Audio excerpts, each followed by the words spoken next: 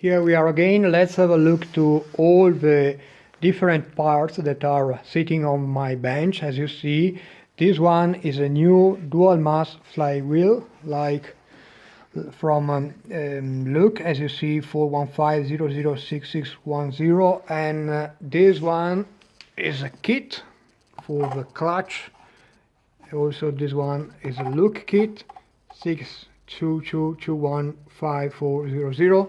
It comes with plate, with the disc, and with a new bearing. Naturally, this one is the old one. Okay, as you see, in the old one, there is on this side there is an edge, so also when you try to rotate, it rotates too freely.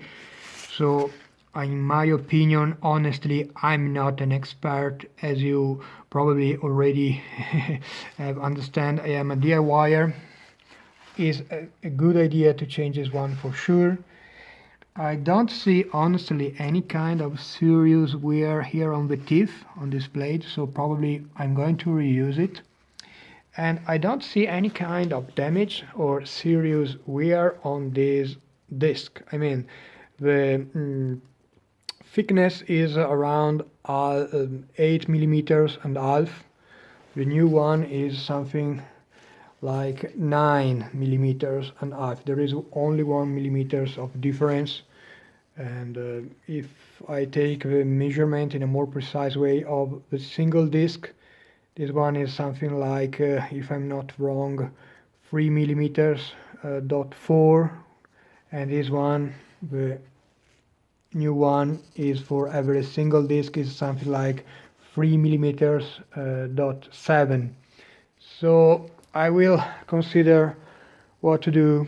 Probably I only going to change the bearing. This clutch has 22 years old, and it has something more than 400,000 kilometers, but it seems to be really in very nice condition. So I'm going to consider to reuse it and to send back to the supplier, to the shop, all the parts that I have bought. And one more detail, you need something like that in order to lock. Let me see.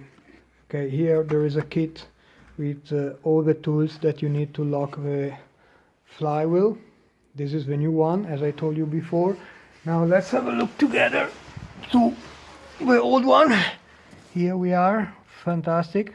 Okay, this is the old one, and what is important, they told this is the tool that is locking, the, as you see, sorry for the light, I try to do my best, is okay, connected here. It arrives with the two bolts, okay, and it locks the teeth of the flywheel in this way.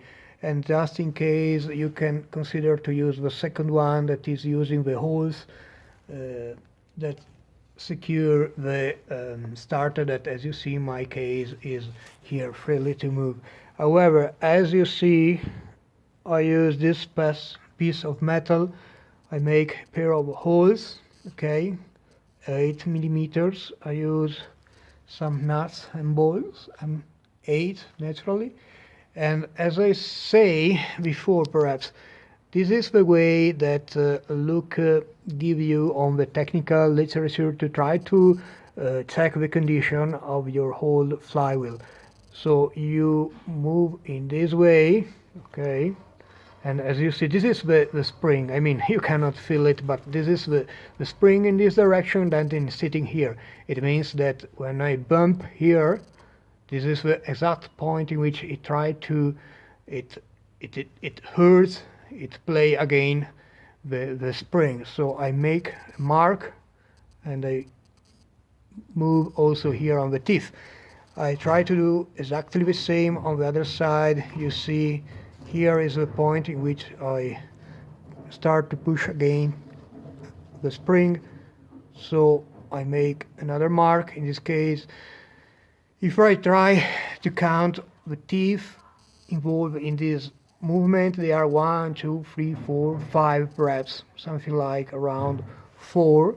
and they told you that if you stay below 60 or 16 degrees, your dual mass flywheel for this specific model is within specification.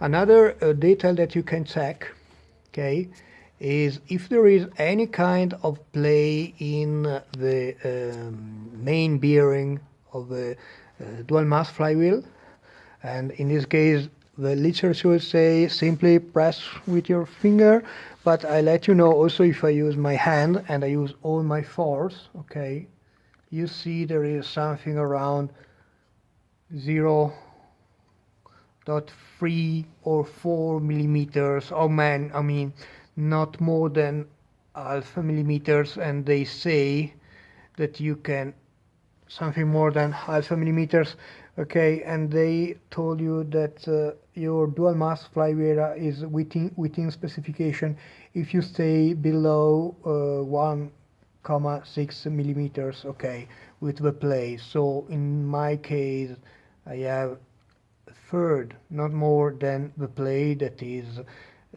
consider normal condition, so I'm not going to change probably this dual mass flywheel, and I'm removing it with new bolts because I want to change the whole seal behind it.